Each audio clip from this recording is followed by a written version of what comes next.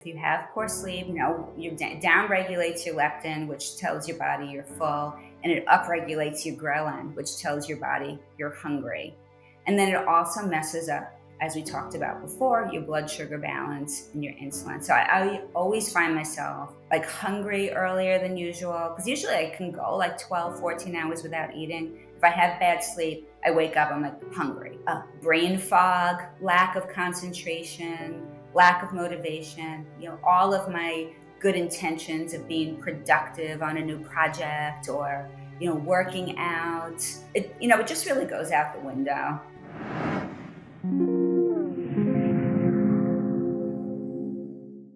Hi, everyone. My name is Anesha, and I'm your host for the Wellness Plus podcast. In today's episode, I would love to introduce you to the show, Amanda Chocko. She's a nutritional therapy practitioner, sleep coach, and author of the book, Relax, Sleep, Thrive. Hi, Amanda. Thank you so much for coming on the show. Hi, Anisha. Thank you so much for inviting me. I'm really excited to be here. So let's get into this. Tell us about you and your journey with insomnia and how it led you to becoming a sleep coach. Sure. So my journey with insomnia goes way back. Probably most of my adult life, I had some type of sleep issue, but it was kind of on and off. And, I would deal with it with kind of the over the counter NyQuil or sleepy time tea or maybe a glass of wine. And it was not very chronic at that time. So those things were temporary and fine.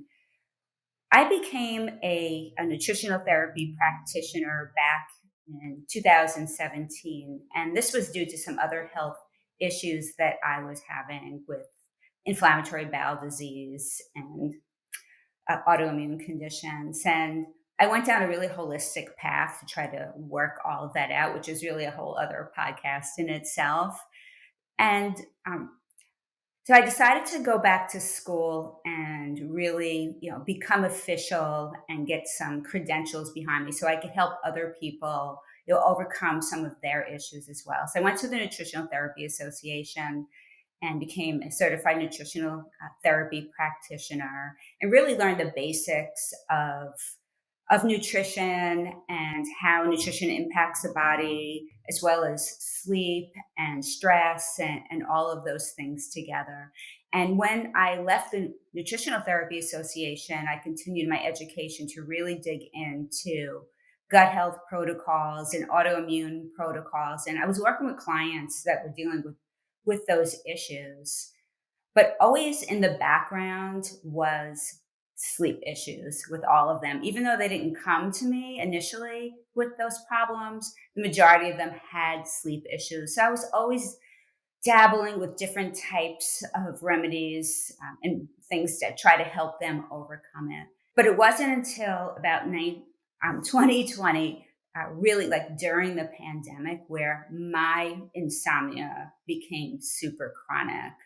And I was not sleeping at all. I was staring at the ceiling all night. I was just walking around like a zombie. And it just became completely out of control. And it's then that I knew I really had to get serious and dig deep. And just the whack-a-mole with different remedies was not going to be the answer. What did you think was the underlying reason for the insomnia? Probably stress at that point in time was what I was thinking. I was just like, I'm having stress. Everyone's having stress. There's, chaos going on in the world. And you heard, about so many other people that were like dealing with the same thing. So I really chalked it up to that.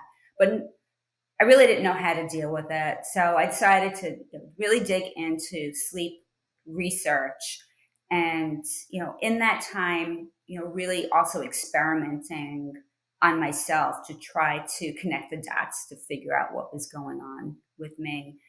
So it took me about a year of doing this, well, doing the research while completely sleep deprived, right? So that was a challenge in itself. And I just found out there were like things, the day to day things that I was doing were making an impact.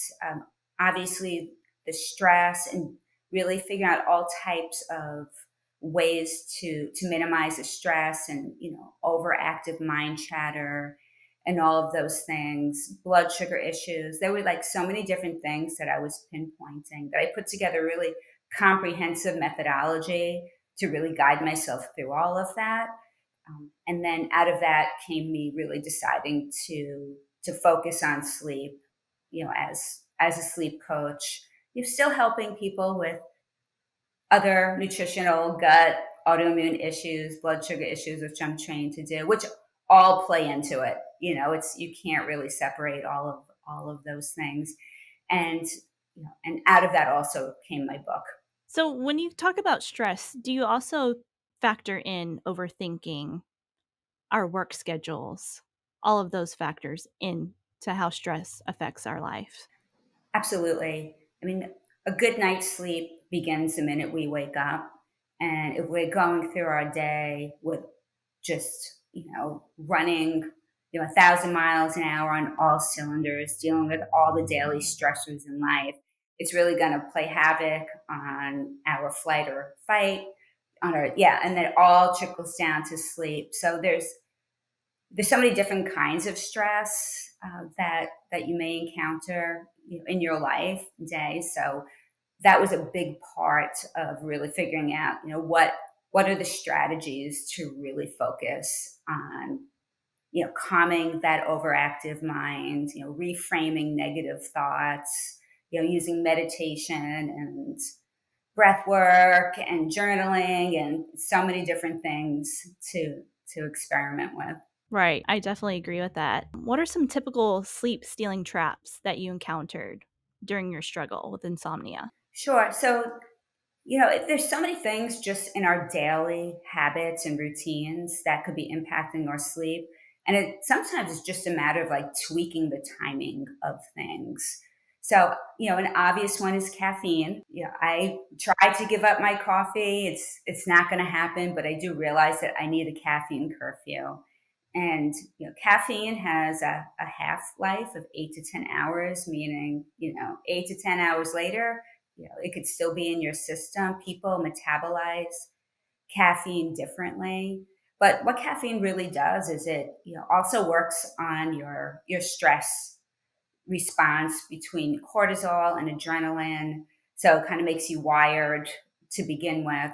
But then it also does something else. There's a chemical that builds up in our brain throughout the day called adenosine, and it's also known as sleep pressure. So this chemical builds up through the day where you begin to get more and more sleepy as you reach bedtime. And caffeine actually connects to those receptors in our brain and blocks the adenosine. So it also keeps us from being tired. So caffeine plays many roles. It's not just in coffee, obviously. It's in chocolate and energy drinks, and even decaf has a little bit of caffeine in it. So really monitoring that is important.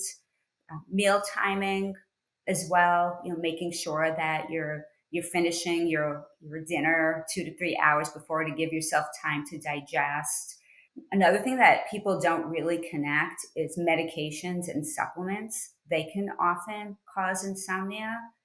So, people that are on any type of blood pressure medications, cholesterol, ADHD, some antidepressants, there's there's a bunch of medications that it might not say it on the bottle, and your doctor might not warn you, that are known to cause insomnia. So in that case, it's really like investigating, like, what are the medications I'm on? What time of day am I taking them, and working with your physician to see about adjusting the timing of that. And then there are also supplements that can keep you awake. Exercise as well. Exercising too close to bed raises your cortisol, can raise your body temperature. Yes. Yeah, it was like probably last week, I did a very high intensity workout, probably about 5 p.m., 6 p.m. There's no way I was able to sleep. I thought it was going to do the opposite and help me fall asleep. Yeah, well, because it's a good stressor to your body most of the time, but it does raise your cortisol in your body, your stress hormones, and then it also raises your body temperature.